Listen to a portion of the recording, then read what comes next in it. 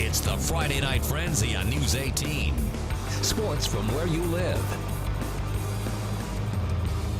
Welcome to the Friday Night Frenzy alongside Ross. I'm Rob, and we begin tonight's show with an old Hoosier Crossroads Conference game. McCutcheon on the road tonight at Zionsville, looking for back-to-back wins against the Eagles for the first time since the 2002 and 2003 seasons. A win tonight would also give the Mavs win number 20 on the year. A good crowd on hand, as you would expect, at Zionsville, hoping to halt the Mavs' 9-game winning streak. The Eagles got off to a hot start. Jake Mon drains this one from beyond the arc, extending Zionsville's lead to 8.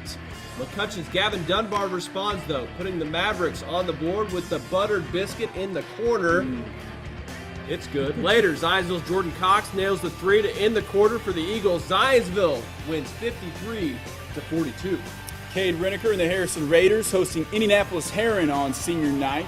Another senior stealing the show early, though. Jake Fernung puts up the shot, or is it an assist? Assist. The old shot assist from the senior for the game's first points, getting a hand from his guys as he heads to the bench. Safe to say that no senior will be as missed as Cade Reniker. Cool. It wouldn't be right if he didn't stick a couple long three-pointers tonight, 3 of them in the first quarter. Later, the loose ball picked up by Isaiah Carpenter flushes it home, another sight we've gotten used to this season. Harrison came out on absolute fire on the break. Reniker spots Matt Vaughter across court, and the Raiders jump out to a 13-2 lead, not even 2 minutes into the game. Section loves Matt Vaughter. Vaughter's pumped, and why wouldn't he be? But that's not the end. Harrison closes the quarter out with another triple. Dominic Trapp, nothing but net. Raiders win convincingly, 82-65. He's played well of late. Over at West Lafayette, I'm not going to disagree with you. Dave Woods, Red Devils facing Rossville. Knight Carlisle breaks his man down, kicks it out to Charlie Nyes, 3-ball, quarter pocket. Hornets looking to sting back. Matt Honko finds Grant Moeller, drains straightaway 3. That doesn't please Coach Wood. Never does. Red Devils now give it to their man with the red-hot hands. Jared Snowball drains the first of 2 consecutive three-pointers. Here's the other one. Nice to Snowball. You taught him just like I taught him. Just like the senior, a little bounce over Park West in his stride. Rossville's Kyle Bordner gets himself into no man's land after picking up the dribble, but Homko comes to the rescue.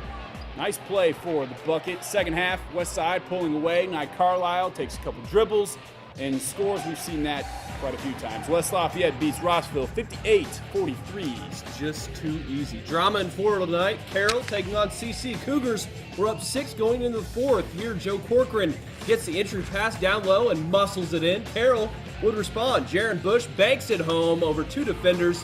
But check out Jackson Anthrop, the Jack Show. And one at the other end, stealing the hero shot and getting one of his own. He'd hit the freebie as well. Knights taking over now. Here it's Michael Vukas. Vukas dribbling through defenders and scoring the layup. Nice move there. Then off the Cougars miss. Luke Fusick sees Vukas running the 9 route. And shows off the arm strength. Great pass. Easy bucket. Knights with the lead now. Cougars trying to stay in this one. Brandon Dillon, he butters the biscuit to put Carroll within 6. CC would pull away though. Ben Tharp splits the double team and finds Anthrop for 2. Just like Coach Barrett drew it up. Knights take this one 54-46. The Faith Christian Eagles looking to soar past Benton Central, but it's the Bison that get off to a quick start. Henry Fisher picks off the pass and makes his way to the hoop for the lay-in. The Eagles trying to find a gap in the zone defense. Nice bounce pass from Christian Anderson to Matt Dutton, who settles for the short-range jump shot. It goes. Dutton now assisting. He kicks it out to Cam Burning, who uses the pump fake to drive baseline. Kisses it off the window, just like Rob Hughes on Saturdays. The Bison looking to respond. Henry Fisher setting up shop in the post. Maneuvers his way into the paint. Gets the short shot to fall. Face turn now down low. Matt Rumpke gives it to Luke DeHaan. Spins baseline. It nails the jumper over Jack Marquis. But it's Marquis and the Bison that get the last laugh. That's a bully move. Pretty move. Benton Central wins 62-43. 5 games down, 6 to go, including stops at Delphi, Crawfordsville, and Frankfort. That's right. 2 of our favorite mascots squaring off at Case Arena. It's the Berries versus the Hot Dogs when the Frenzy returns.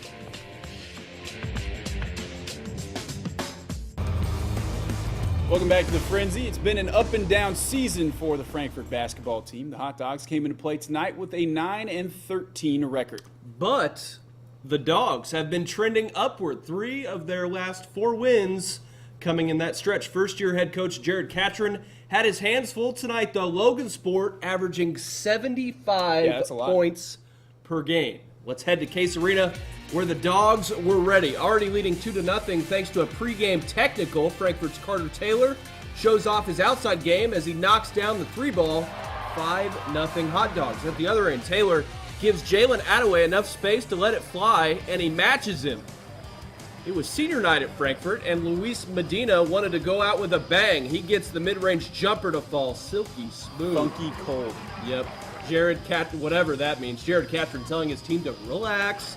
And that's about the time Logan Sport made its run. Attaway down low to Carter Skaggs. If you're not going to run the play, I'm just going to hit the step back J. That's not fair, Carter. Not at all. Give the Dogs credit, though. They would hang around the first half. Cody Bray with the step through on his way to the rim for the hoop and the foul.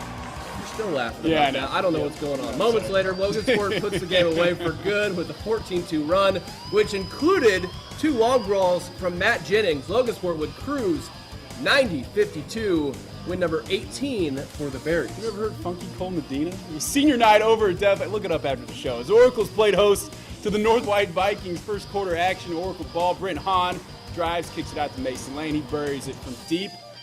Later, it's Blaine Walters knifing through and dishing back out to Lane again for 3. Delphi rolling early. Vikings trying to get back in this one. Luke Diener hits it from outside. Then, this is our guy, Ross Diener. Strong hair. Strong. Smoother than his game. The only thing that's smoother than his game is that hair. Delphi would answer. Lane finds Adam Zink, brother of News 18's Paul Zink. And Big Brother getting it all on home video. And then check out this play with that camera. I think he does know what he's doing. Hahn with a no-look pass to Blaine Walters for the easy score. Delphi takes this one 47-40. Now we take a trip to Crawfordsville, where the Athenians taking on the Covington Trojans. Off a Trojan miss, Bryce Cooper is found outside wide open. Give him all 3 of those. Trojans scoring early and often. Crawfordsville with a fast break opportunity. Connor Smith finds Sam Page for the easy bucket. That keeps Crawfordsville within 8, but the Trojans, way too much tonight. Here he is again, Bryce Cooper rocking the defender to sleep, showing off on the road tonight, gets the layup to fall. Trojans by 10, first quarter winding down. Chandler Spring takes advantage of the possession, splashes the 3 for the Trojans, and it wouldn't stop there. Same situation, Rob, closing the half on a good note. It's Griffin Spring being patient, knocking down the jumper. Covington closed the half of 31-19, free beef house rolls for everyone, 66-53. Should be a good one between the Knights and Covington on Tuesday. Time to move on to the Wabash River Conference. Ryan Smith's Clinton Prairie Gophers looking to close out the regular season on a positive note. The Gophers heading into tonight's matchup with Rockville on a 3-game losing streak. Did you say the Wabash River Conference? Because that means Wabash River Roundup. We welcome in the 3rd member of our team, Sports 18's Ruben Juarez. Hey, Ruben. Thanks, guys. A win tonight would give the Gophers 14 on the season, something they have not achieved in regular season play in 10 years. But if they were to do that, they would have to keep focus and not let the Rockville crowd get in their heads. Atka's Cale Morris pulls up for the jump shot, no good, but Doug Kopstick tips it back out to Morris, who lines up another shot. The super soft rims at Rockville help him get the bucket. Second half now, Morris drives and kicks it out to Merrick McGraw. He gets in the paint and scores the deuce. Gophers now looking for an open shot. McGraw lays it off to Morris. He nails the 3-ball.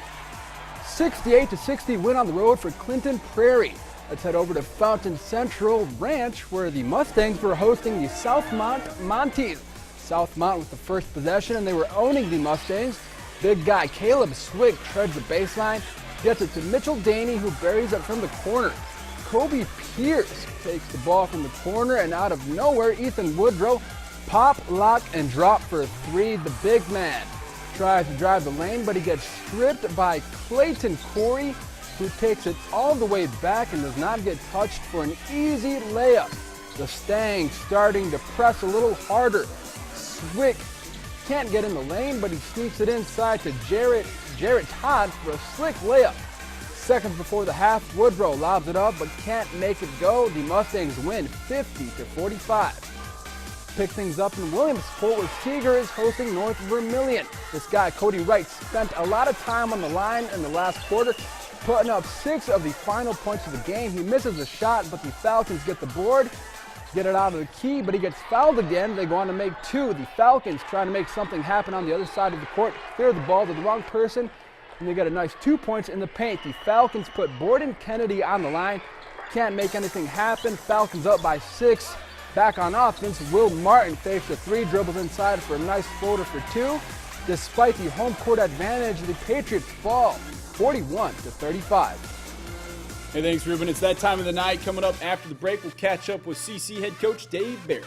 The Knights picked up a win tonight over Carroll. We'll hear from Coach next. The Frenzy. We'll be right back.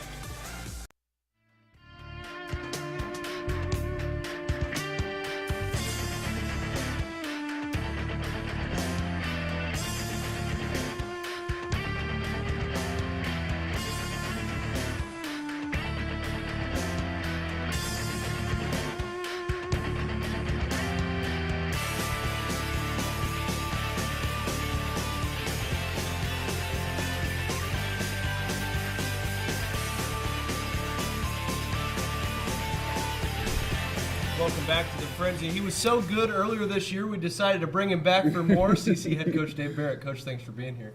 Thanks for having me. It's been a while since Carroll's beaten you guys, and that streak stays intact tonight. Got to be pleased with the win for that momentum heading into the postseason. Yeah, pleased with the win. It wasn't easy. We were down in the fourth quarter, but played well in the fourth quarter and kind of stole one tonight over at Carroll. How does a win like that help you going into sectionals, being that it was so close late and maybe made you work for it a little bit? Yeah, it helps. I mean, we came from behind when chips were down. Shots weren't falling in the third quarter, and the ball was in and out about 3 or 4 different times. And then you feel like your guys start pressing a little bit, but then we buckled down on defense and got a few steals and got some layups and got things going, and were able to take over at the end. What was it about tonight that kept Carroll in the game, that you felt like maybe you guys weren't playing your best until you took over and won? Their size. I mean, they're big and strong, and we got our 2 bigs got in foul trouble in the first half, and we couldn't handle the Bush kid inside. He just manhandled us. He is a big guy.